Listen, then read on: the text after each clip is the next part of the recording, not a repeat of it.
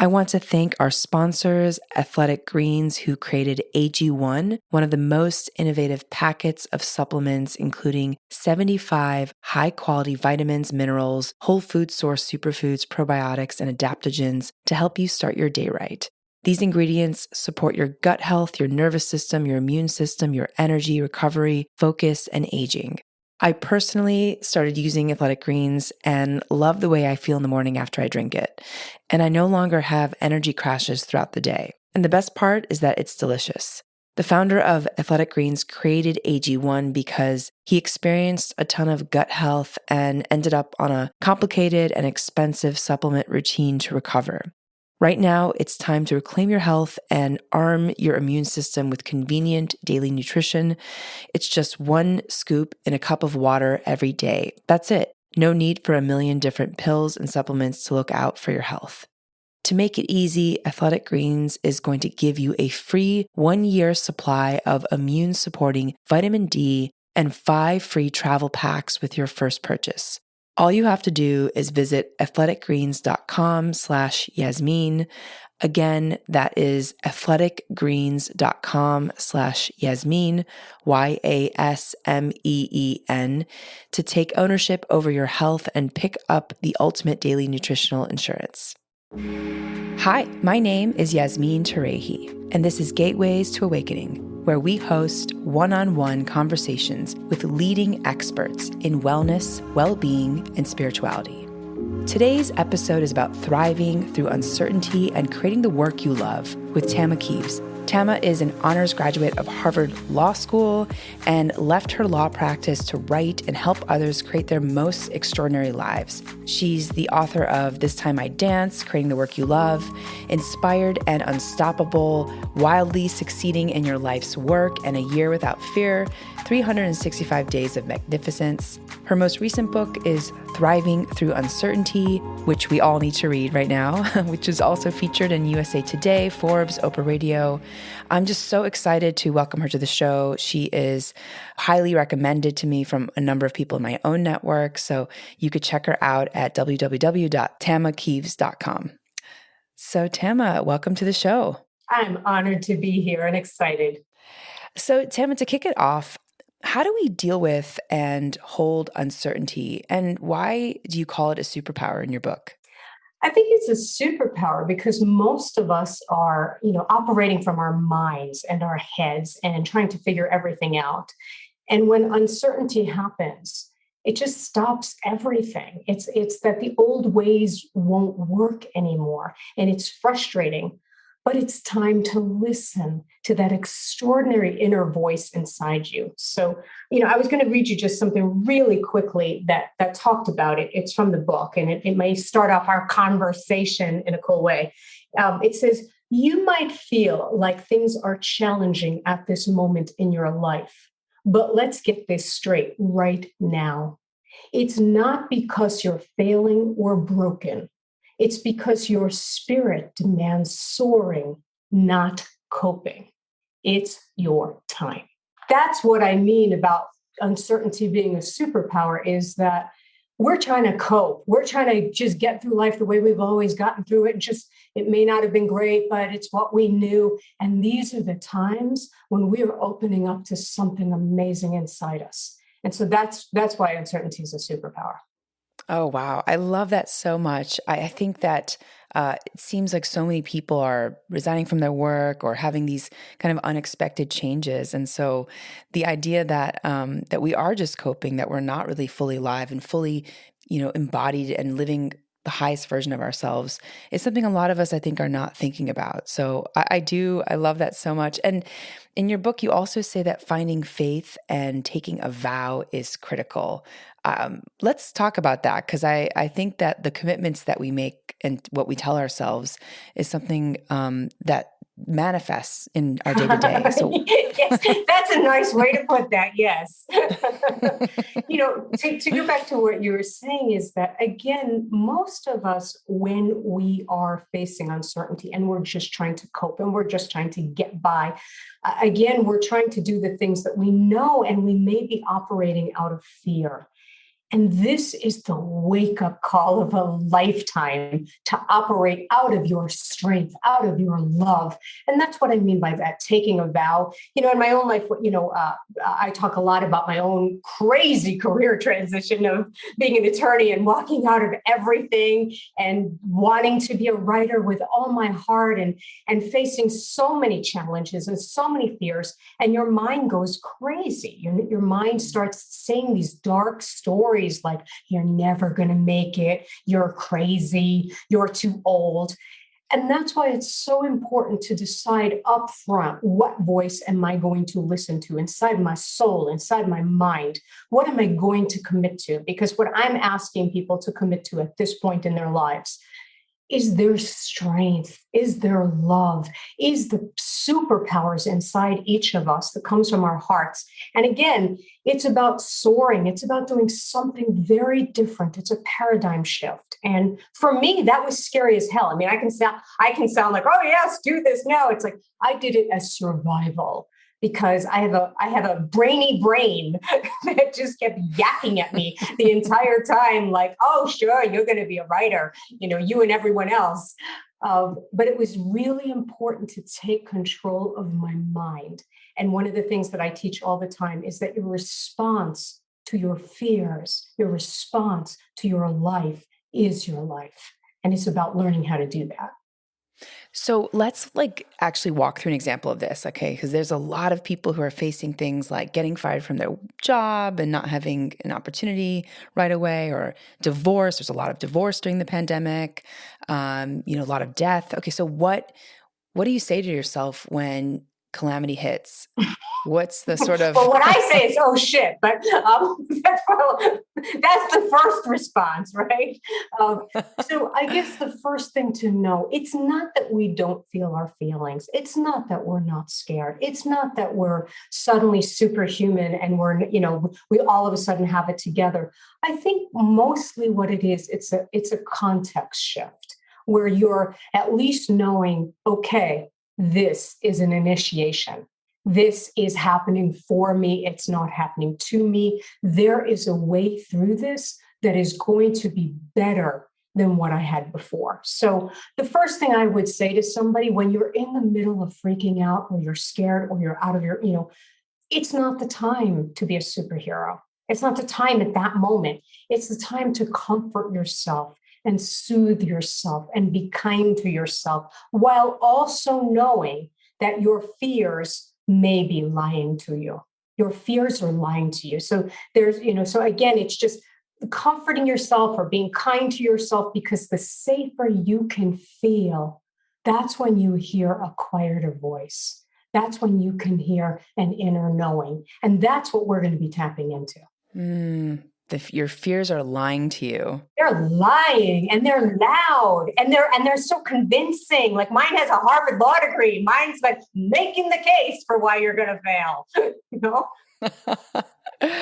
Oh, that's powerful. And this is really a spiritual awakening. It's really a time of learning how to listen to an inspired self rather than a tired self, right? And it's a paradigm shift. It's not easy. But it's a focus. It's where I put my attention, what I indulge. Right. And so that's what we're going to be learning during this entire time. Whenever you're going through any kind of shift or any kind of change, thriving comes from listening to the love inside you instead of the fear.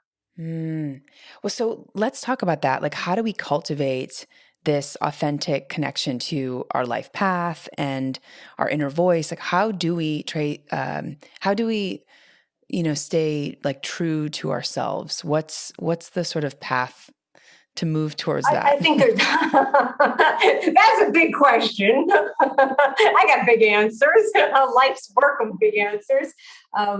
One of the things that I work with, because I'm always helping visionaries and artists and creators and career transitioners, of anyone to live their true life's work. And so the first thing I'm always going to tell people is do something you love. Do something you love. And I know when you're freaking out or you're scared, you're thinking, I don't got time to write poetry. I don't have time to, finger paint or whatever. But here's the thing. if you start doing what you love, it will change your brain chemistry. You will get in touch with the strength that is inside you that does know what to do. Because again, this is a paradigm shift of the way we think. When I'm in touch with, for me, when I was first leaving law, when I really started getting in touch with writing, when I wrote, because that was my dream, when I wrote, I connected with this higher forces and this higher love. And I thought, okay, this has to be real. This has to be something. But then, of course, my fears would kick in and go, well, you're just delusional, or you can't make money, or all of those things. And so what I'm going to ask people to know is the more you do things you love, the more you speak with love, the more you talk to people you love, the stronger you get. So that any change you're going through, I want you going through it resourcefully, empowered, listening to your highest mind, your highest love. And the other thing is, when you were saying, like, what's something we can do? We can stop talking to the people who don't support us. We can stop talking to the people who maybe are asking us questions that are freaking us out, because this is a time, it's a sacred time of opening and listening for the first time to who you really are and beginning again and again and again. And, sometimes, for me, I always joke around. My mother would always be asking, are you going to get a real job yet? Are you even looking? Do you know what Susan Finkenberg is making? And so those were not helpful conversations. They were not empowerments. I'd be like, Joseph Campbell said, follow your bliss, Ma, and you're going to follow your bliss, and so again, I had to make the decision when I was frightened to really surround myself with support, and to really, it's almost like giving birth. You're going to make it sacred. You're going to make it safe, right? And that you're going to start studying with teachers or mentors or coaches or therapists or ministers or whoever that empower the extraordinary resources in you. Because, by the way, when you let go of fear, when you quiet the fear, there's so much more power inside you. There's so much more creativity and ideas and dreams. And what if this time of uncertainty is asking you, it's time to begin again. It's time to create the life you really want, the life you've always wanted, not the safe life, the true life. So powerful. And why do you also say that we shouldn't take advice? Or that we should think twice before we do that? So one of the things that came up for me constantly, is so I started, becoming a writer, and then that led to coaching people, and it led to speaking, and it led to doing an online business. And as anybody knows, if you're going into business, or you're doing a career transition, or you're in the middle of a divorce, or whatever it is, everybody's got advice for you, right? Everybody's got, oh, here's the 10 steps you need to know. Here's the 3 ways that you could fail, right? And one of the things that got in my way was I was trying to listen to everybody else's idea for how I should succeed. Okay, what are you supposed to do? Or how do you really write a book that sells? Or how do you really do this? Or how do you really do that? And I had to learn to stop taking everyone else's advice so that I could listen to what I really wanted and to what really moved through me.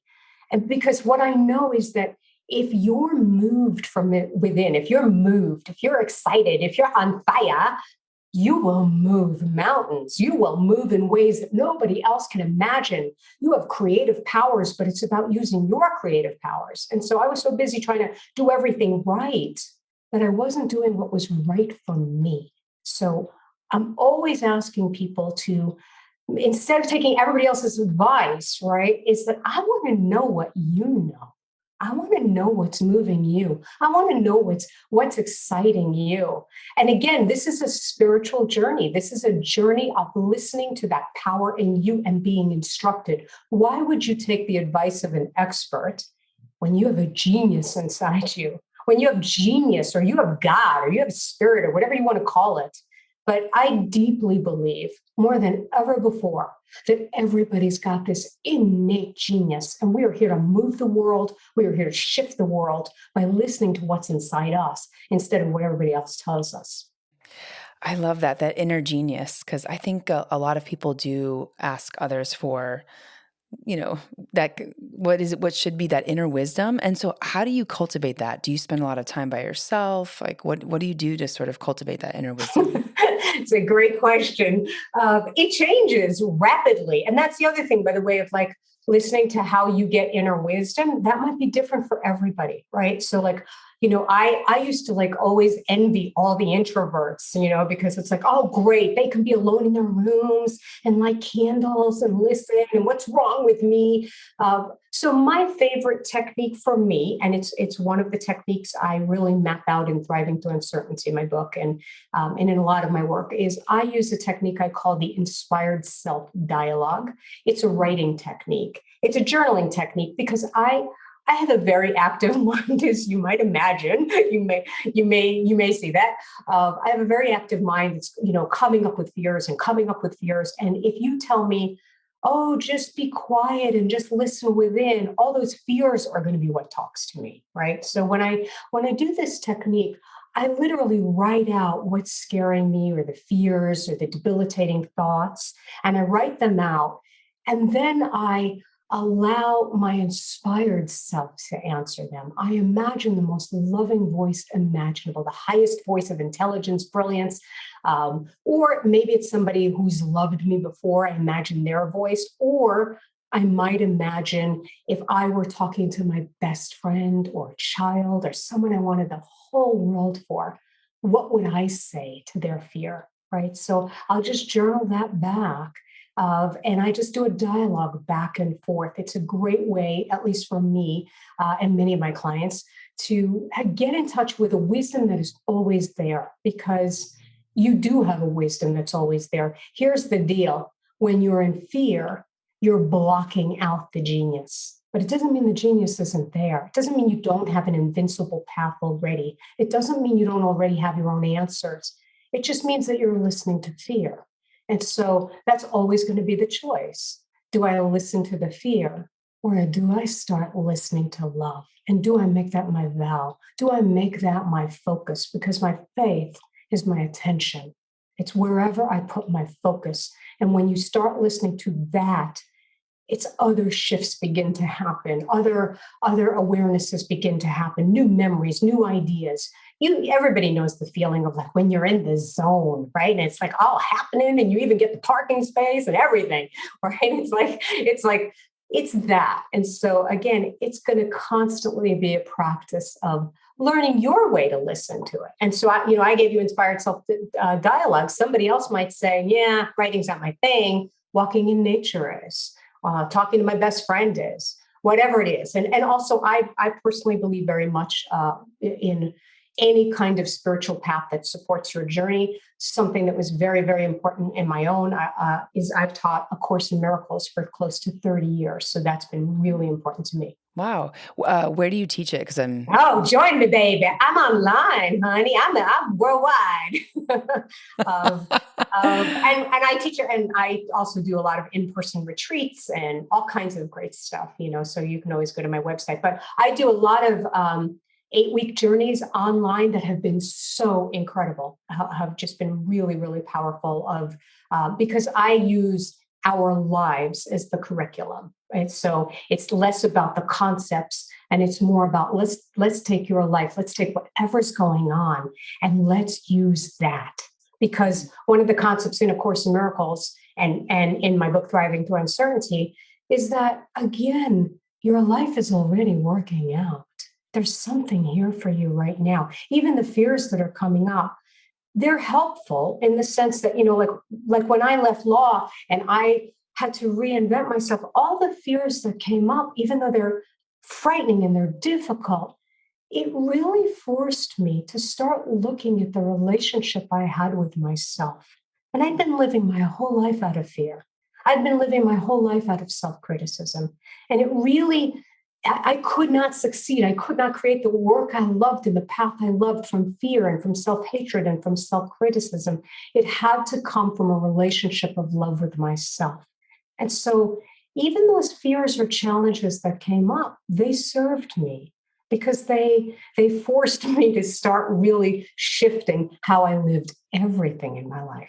Wow. And so A Course in Miracles is 365 days, right? So you would teach like a full year course? No, actually, so the curriculum itself, I mean, it's a life path, right? So there is a Right. book, right? Yeah, that is 365 days, but it's like studying, Buddhism or something, right? It's a whole lifelong path. So what I do in my courses, they're like 8 weeks. I will take the most important concepts to start having people work with it right now, to tap into their inner voice right now, to learn how to undo fear right now. So, and again, I'm much more interested in the experiential journey of it, so that if people are studying the Course in Miracles on their own, it's just so much richer. Or you never even have to study the book, but you get the inner authority of it. Oh, got it. Got it.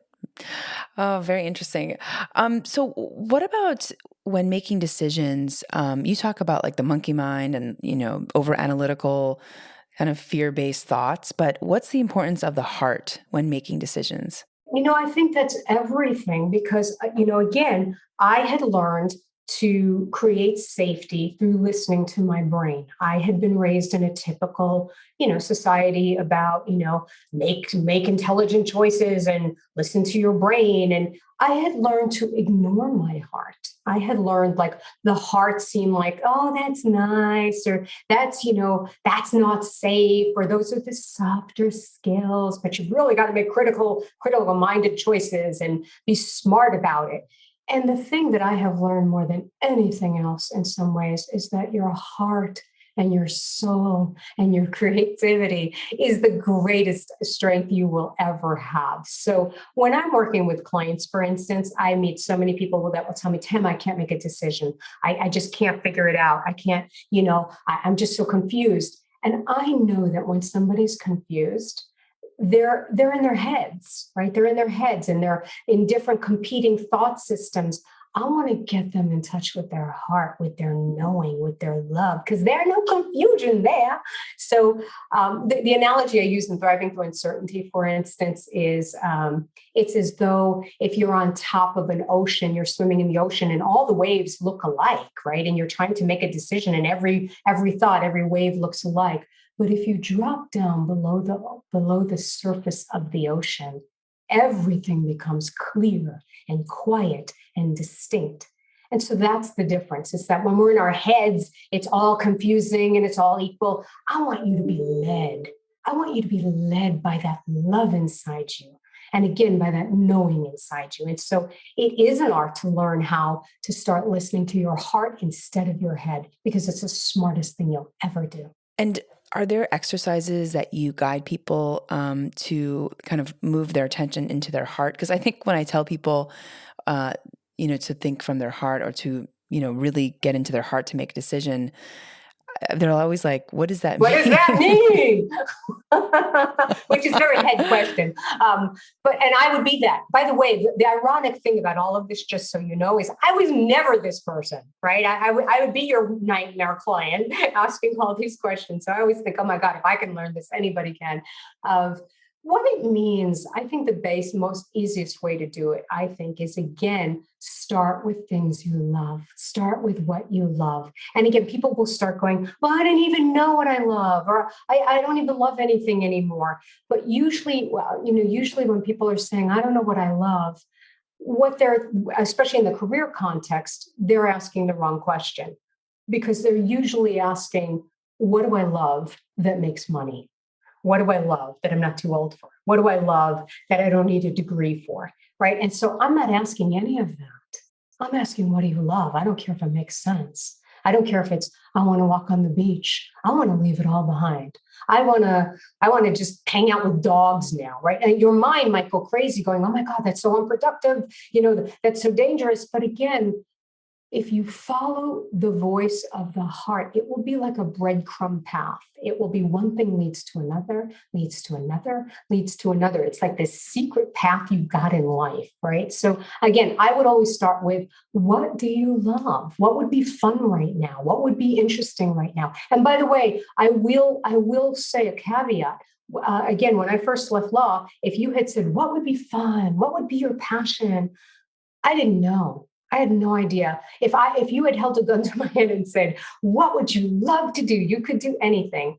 I would have told you, I want to take a nap. I'm exhausted. And so I have a chapter, The Year of Sleeping Dangerously, because that was what my heart was saying at that time, right? So sometimes what's fun or loving is not what your mind thinks, is not what your brain thinks is a good idea, but something in you knows this is the next step, that you need nurturing, that you need space, that you need love, and that everything else comes from there. So powerful. Wow. Something that I needed a reminder of today. So thank you for that. What about when, when we look at our reality, because I think a lot of people assume that things happen to them, how much of our reality do we have control over? I think, that is such a big question. And again, everybody will have different theories on it. I guess my main focus is like coming back to what I was saying before, that your response to your life is your life. I don't even care what's happening in your life. I don't care what the circumstances are. I don't care what the events are. You can have a different focus that opens this up into everything you need. Right. And so it's always about how I'm responding to my life that's creating my life, that's creating my experience of my life. So again, a better way to say that maybe is it's again, the experience of my experience. Because again, many of us think that, oh, well, I need to have a certain amount of money to be happy, or I need to have the right lover to be happy, or I need to have thin thighs to be happy, or whatever it is. And it's, in thriving through uncertainty, it's all about let's thrive now. How about that? Let's thrive right here, right now, because your ego is always going to be lying to you and saying, it's over there when I get this, when I get that. And so again, for me, it's always going to be about being here in the present. And we create everything. Again, I've created my entire career out of absolutely nothing except love, except focus. And at every single instant, I had these voices that, were terrifying me of just, you're not going to make it. It's not going to be okay. I'll give you an example. When I wrote my first book, it took me like 12 years to write it. And I didn't have an agent. I didn't have a publisher. I didn't have a contract. I didn't have anything. And, you have those negative voices that are just saying, you're out of your mind. This isn't going to work. And I walked into a bookstore one day and there was a brand new book on exactly the topic I was writing about. And so, of course, everything in me just, got depressed and scared or whatever. And I kept hearing that voice. And it's what I call a choice point moment. And in this choice point moment, I'm going to ask you again, what voice do you listen to? Will you decide this moment in your life from your fear or from your strength? Because my strength at the time kept saying, no, you just have to trust. You have to keep writing this book. You have to just trust. You have to trust. And what it said was, what's it going to feel like at the end of your own life to know you had this dream, to know you had this calling, but you didn't go through with it. You stopped yourself. It's one thing if the world stops us, but you stopped yourself. And so for me, that's an example of creating my own reality. It's like I decided which voice I listened to. I followed it. I kept following it. Not only did I publish that first book, I self-published that first book at first, and it got discovered by the publisher of my dreams. It's like a fairy tale. Literally, they wrote, a publicist wrote to me and said, this is the best book I've ever read on finding your calling, finding your dream. Can I get it to a New York house? She got it to the publisher I dreamed of, Tarcher Penguin, Random House. And they bought the book exactly the way that it was. They kept the same title. They kept the exact words.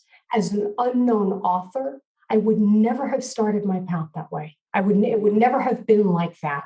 But I always tell my clients, you can't plan an inspired life. You're not going to plan this. You're going to follow it. So when you say about creating your reality, for me, if you listen to the voice of love inside you, you will have a loving life. That's so inspiring. It's so synchronistic that we're talking because I have self-published books on a different subject in business before, but I've been, I did a TEDx talk earlier this year about how to use your intuition to make better decisions.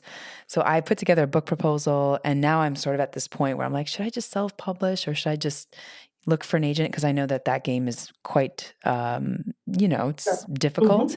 So this just gave me so much inspiration. Excellent. And you might really enjoy that first book, which was This Time I Dance, or Inspired and Unstoppable is probably even more where you are right now. Inspired and Unstoppable. Wildly succeeding in your life's work. Is it on Audible as well, or is it just in print? This Time I Dance is audio on my site, and then the other books are audio, I think. Amazing. Okay, awesome. And so what do you think a successful life looks like to you? What do I think a successful life looks like to me? It's more what it feels like, I guess, because, I'll go back to, it's my origin story. So it's what I use all the time. But for me, it's something a lot of people relate to, which is many of us have what society says is a successful life, or deems successful, or what you're supposed to have. So when I was practicing law, I was on partnership track and I was in a major law firm, and I was utterly miserable and I felt empty. And I know that there are a lot of people out there who have what you're supposed to have, or, you're doing the right things, but you feel empty, you feel lost. And so for me, it's about listening to that, because when I was young, I knew what I wanted. When I was young, I knew I wanted to write. That was my dream early on in high school or something. And I grew up in Brooklyn, New York, and my family was Orthodox Jewish. And, my mother would always say, you're going to write, you're going to starve. You're going to write, you're going to starve. What you can't write on a Sunday, you'll get a real job, right? And so I got all these messages, as I think many of us get these kinds of messages. So I took that safe path. I took what you're supposed to do, what you're supposed to do to, quote, be successful. And I got to a place of being so unhappy. And thank God, a friend of mine at the time asked me, if you're this successful doing something you don't love, what could you do with what you love? And that rocked my world, right? That was the opening of everything. So when you asked, what does a successful life look like? I think the better question, or an amplification of that question, is, what does it feel like? Because anyone who's listening, I don't care if it looks successful to someone else. I want to know, what does it feel like to you?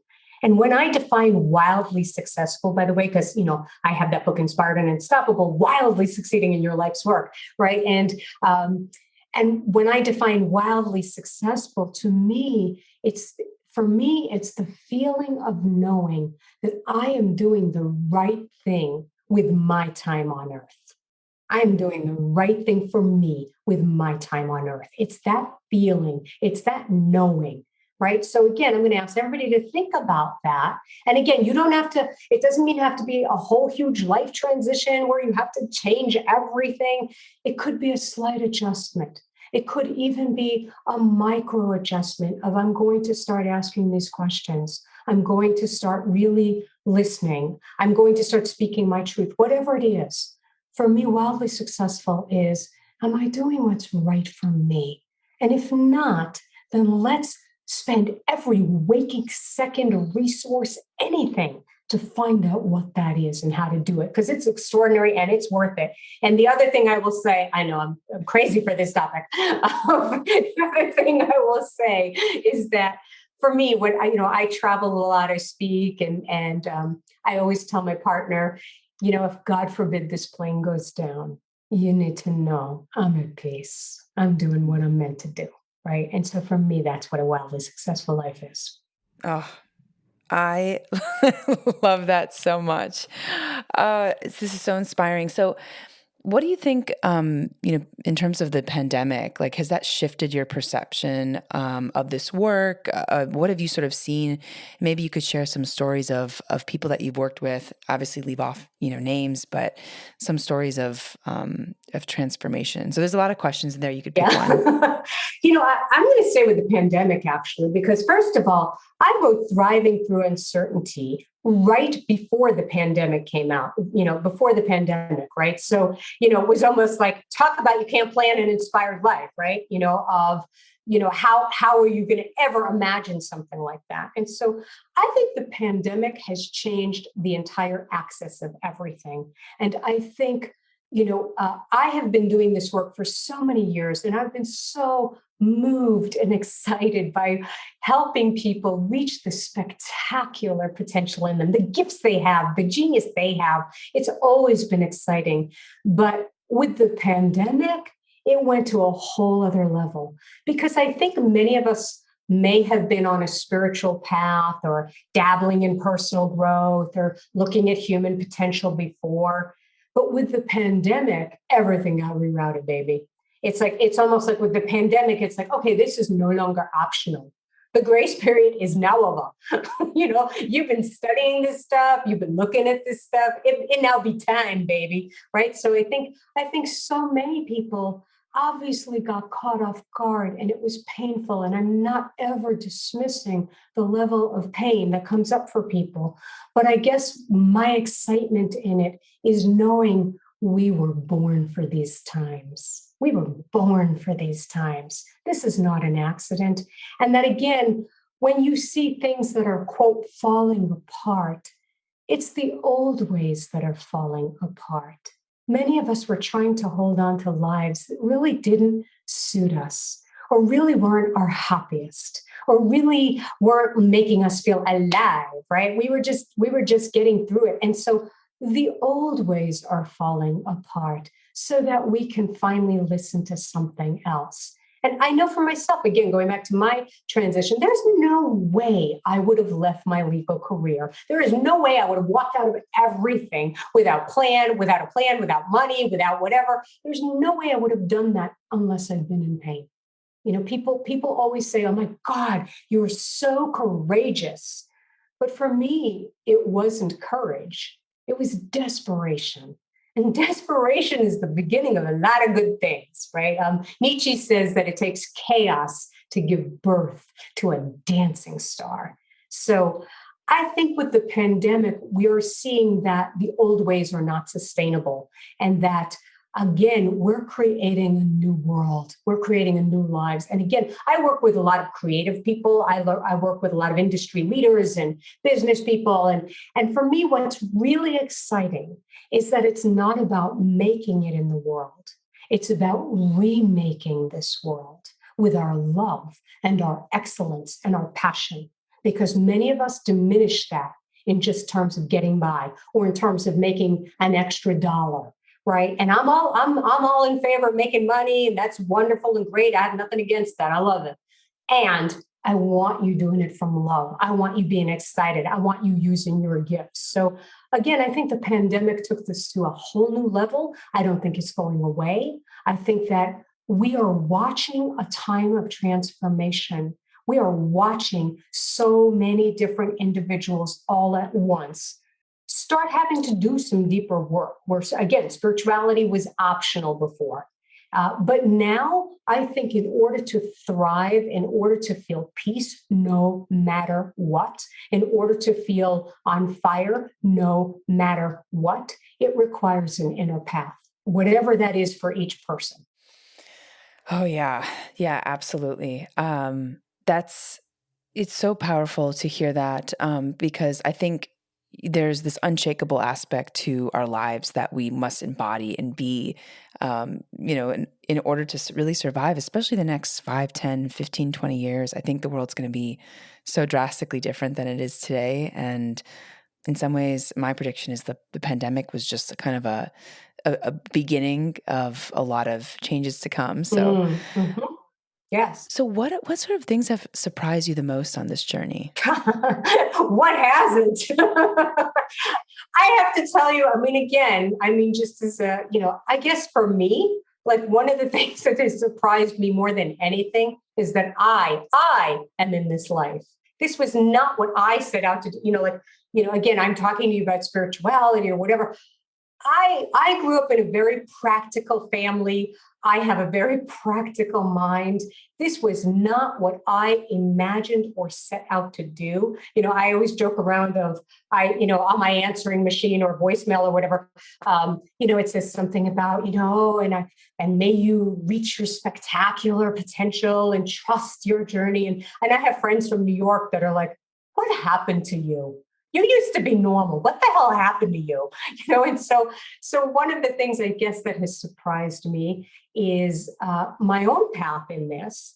And the reason I mention that is because for all of us, this is not a career transition. It is not a relationship transition. It is not a financial transition. It's not a health transition. It's an identity shift.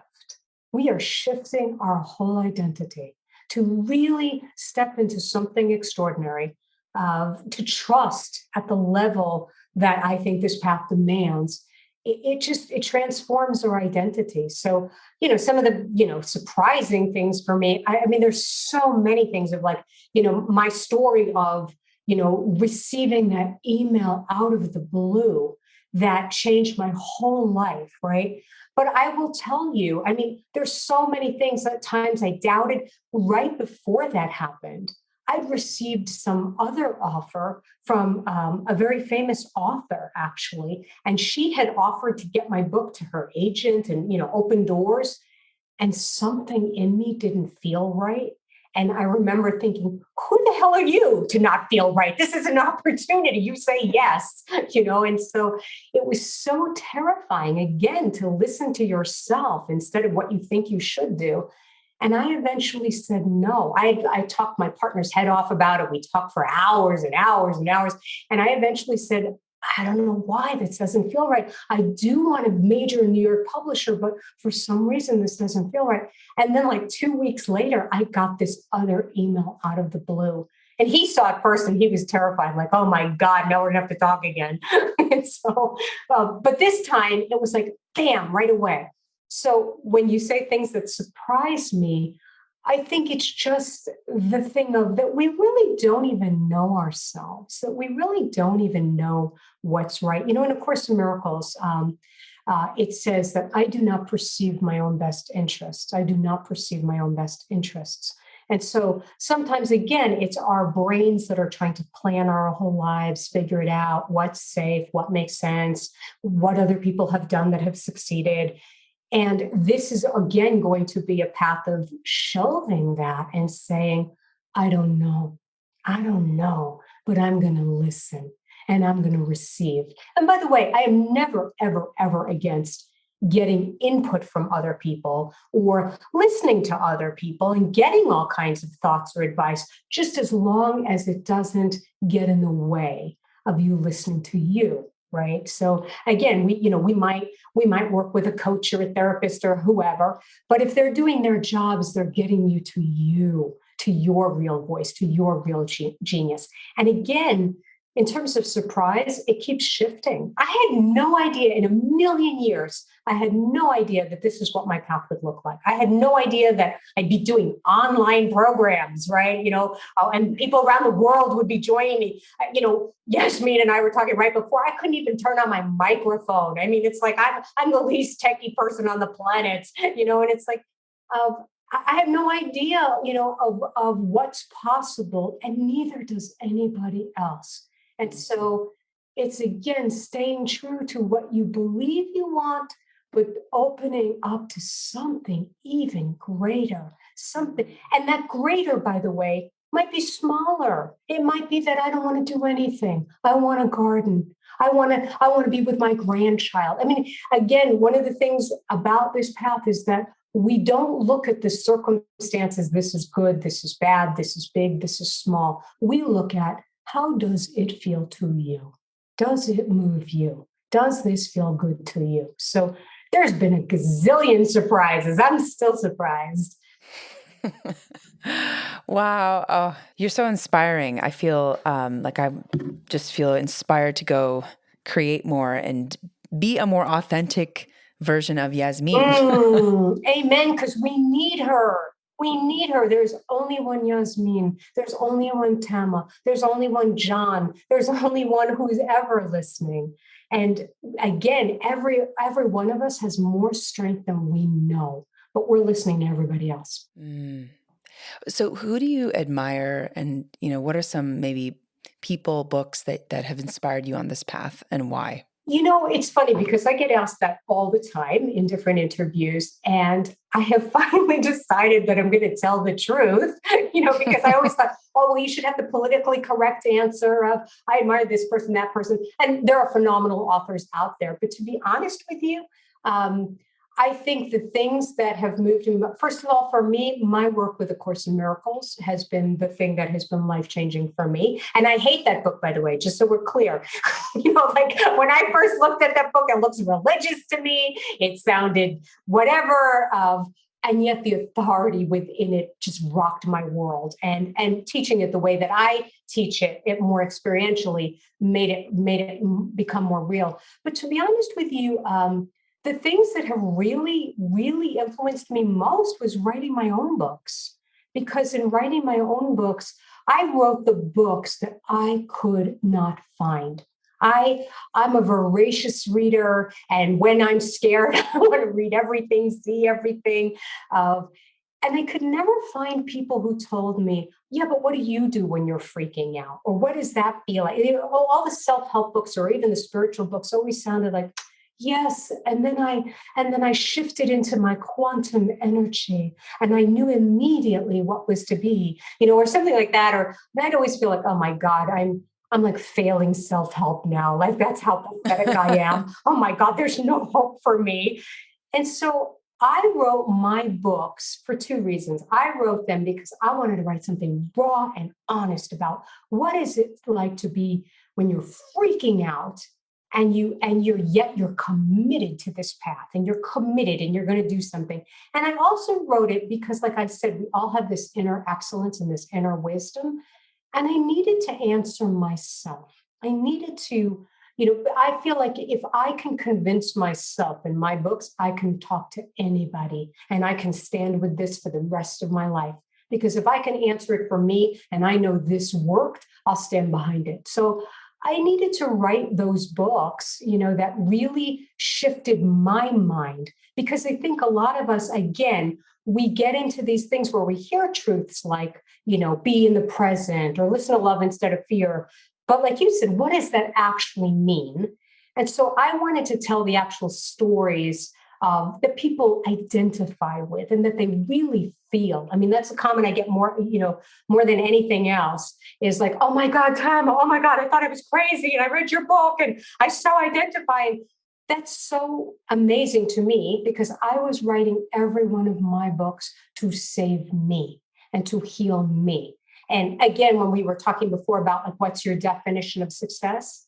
I have to tell you that getting emails from complete strangers, that's something I did, that my gift empowered them to believe again, to trust again. I'm going to die a happy woman because of that. I mean, that to me just blows my mind, is one of the most satisfying feelings in the world, that writing and speaking is my gift. And the fact that it's moving people to honor their gifts, that's my definition of success. So again, long-winded answer, but for me, writing those books has really been the thing that has really made these truths enter my bloodstream. And I'm hoping that what's in the books really do it for other people too. That's so powerful and so inspiring. Thank you. Thank you. Thank you. So Tama, are there any resources that you can point folks to in order to learn more about you? And if you want to tell people kind of like your main takeaway, what would it be?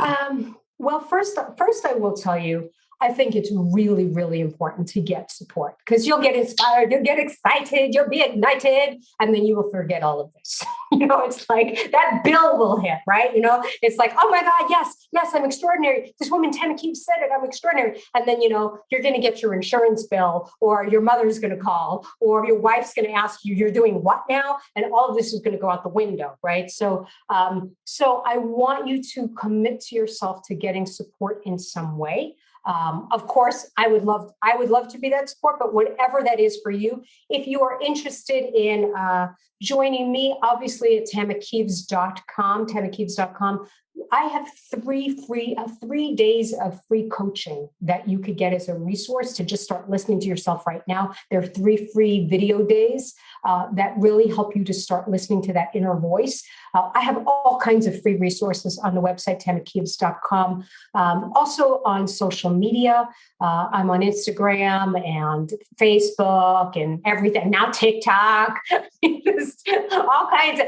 the social media out there, because again, we do something where we do daily inspiration. Make sure if you go to my website, tamakieves.com, make sure you sign up for the newsletter, because you'll get weekly fortune cookies that give you guidance every single week, something to work with every single week, and it's free. So again, that's one thing I would say right off the bat, is that if you want to rock your brilliance in this lifetime, join us, because we are a worldwide community of people who are daring to live from inspiration instead of fear. And it's important to be with your tribe, smart, conscious, amazing human beings. And I guess as a takeaway, because if you didn't get enough, because if you didn't hear enough, right? I guess what you want more now. I think the main thing that I always want people to know, what I want people to know on my watch while I'm alive, is that your dreams are not frivolous, that your dreams and your desires are not frivolous. They are codes. They are imperative. There is an intelligence within you that will guide you every step of the way. And so again, I see too many people thinking, oh, I don't have time for that, or I'm too old, or I failed in 1992, so why bother? Or I've been trying this for years. Me too. My journals are filled with all the things that didn't work that I've been trying. But the whole point about thriving is we go on. We choose again. We start now. We enter the fire now, because the second you do that, you're thriving again. So again, I want people to know that your dreams aren't frivolous, that this is, and it's not optional anymore. Like what we were talking about before, it's not even optional anymore. It's imperative. It's the time. Life is challenging enough. Let's get on your side. Let's learn how to cultivate the greatest relationship with yourself that you have ever known. In my book, Thriving Through Uncertainty, that's what I focus on, is how do you create that relationship with yourself, that you are championing yourself, that no matter what you're going through, it's never going to be a bad life if you're good to yourself. So again, your dreams aren't frivolous. They're imperative. Oh, powerful, powerful. Thank you so much, Tama. This was so inspiring. I could listen to you all day. You might just have to. Yeah. I'm very curious about your other courses, and I'm going to also check out the rest of your books, your earlier books. So thank you so much for your time. Thank you for the work that you do and being you, and what a joy to connect. Oh, same here. Thank you so much for the privilege of doing this, and for the work you're doing of inspiring people and igniting people and getting messages out there and feeding people's souls, and all the work that you're doing to make this happen. I'm so grateful for people like you. Oh, thank you so much. And for our audience, thanks for joining and for listening. In this episode, we learned about creating the work you love and becoming wildly successful with Tama Kieves.